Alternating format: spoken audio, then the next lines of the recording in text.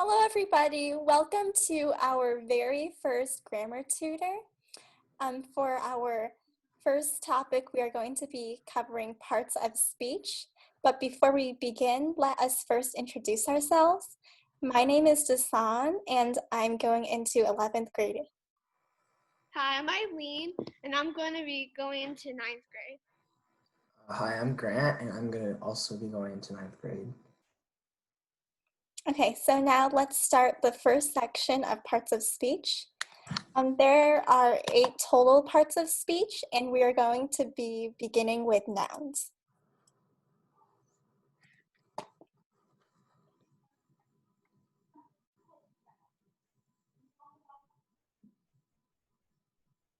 You can click on the next slide. Okay. So a noun basically introduces a person, place, object, or idea. So that means it can represent both things that are tangible, which are things that you can physically touch or see or hear with your 5 senses, or they can also cover some ideas, some concepts, or previously referred items that you can compress into a single word. And it's very important to note that pronouns are not the same thing as nouns. Yeah, so there are 5 total types of nouns. These can be broken up into subcategories, but the basic idea is that there are proper nouns and there are common nouns. And these common nouns can be further broken down into concrete, abstract, and collective nouns. Next slide, please.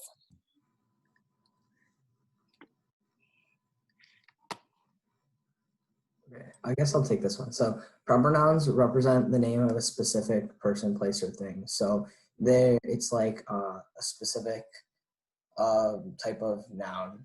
So for example, a person, does Tina play tennis? Oh wait, oops, you have to click the thing. I'm reading off of mine, sorry.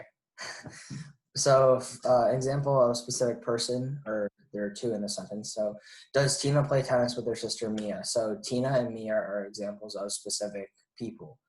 Can you click?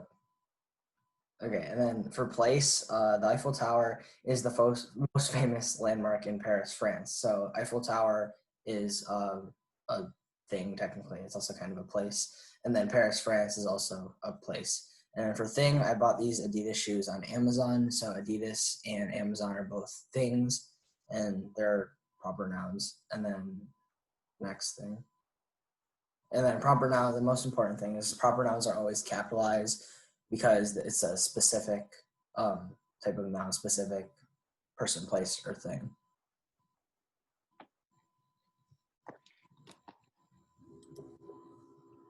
Eileen, do you want to cover this one? Okay, I'll cover this one. So common nouns, are to refer to general things rather than specific examples. So those aren't proper nouns because proper nouns are just specific names of specific things.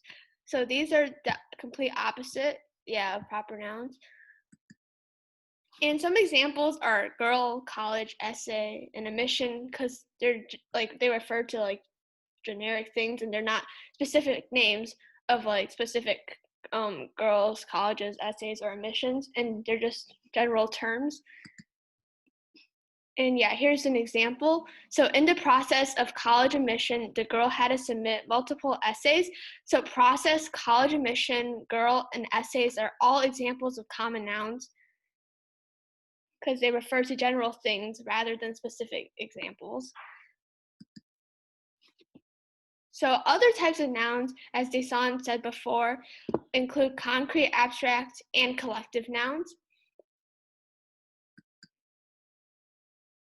Okay, and now we're going to move on to our next subcategory of common nouns. The first one we've got is concrete nouns. These are probably the nouns that you're most familiar with, and they name things that you can touch, see, feel, hear, or in sorts like that with your 5 senses. So in other words, they're tangible.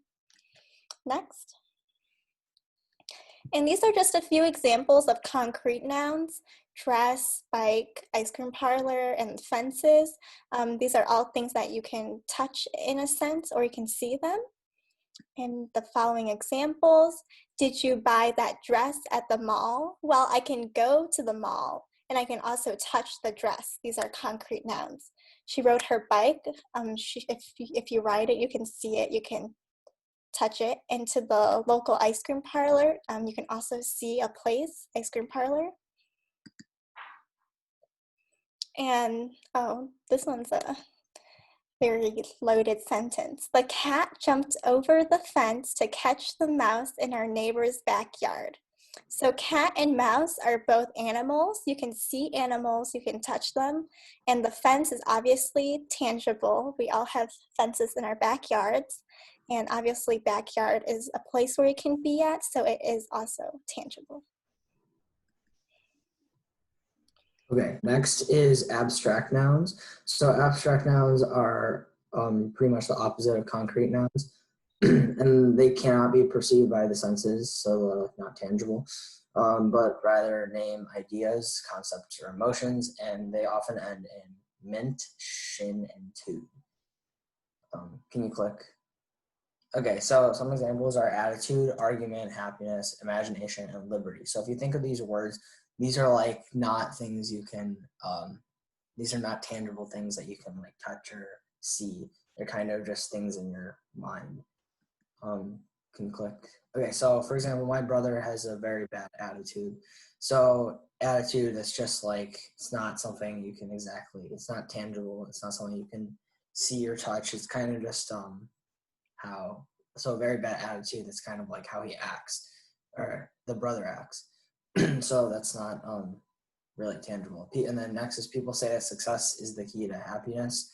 So success is not really a tangible thing. It's just something you can think of, and same with happiness. Next, so democratic values include liberty, equality, and justice.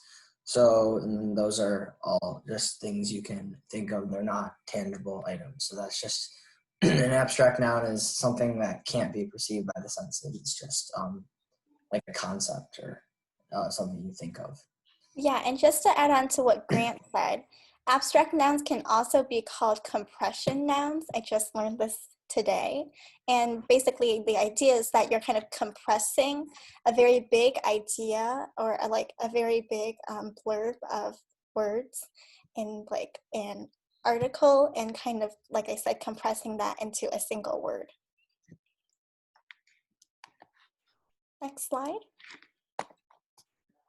Okay, so collective nouns are a group of people or things, like they indicate a group of people or things.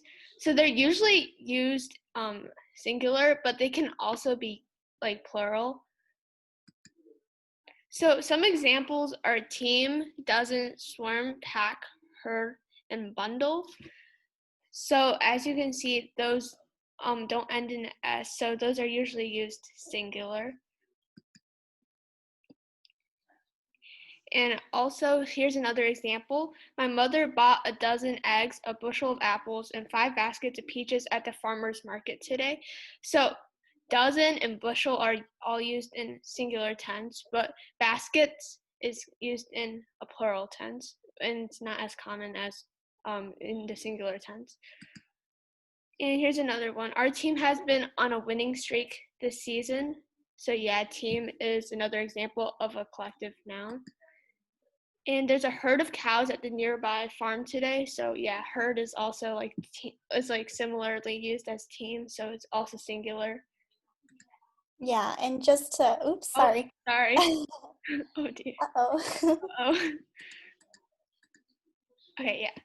And sorry, just to emphasize, while collective nouns themselves can be singular, it will usually describe a plural item. So in this case, a dozen means 12, but it's since it's only one dozen, it's dozen is singular, but eggs, since there are 12 of them, is plural. Yeah, so like the word itself is like singular, but like it's used to describe other objects as as a group of things. Yeah. Just like saying my mother bought 12 eggs. It's just, Yeah, Yeah. just as a noun. Yeah. exactly. Okay, so that's the end of our first grammar tutor. Our next one will be discussing pronouns, and we do hope that you enjoyed this one and will join us for our next video. Okay, thank you. Okay.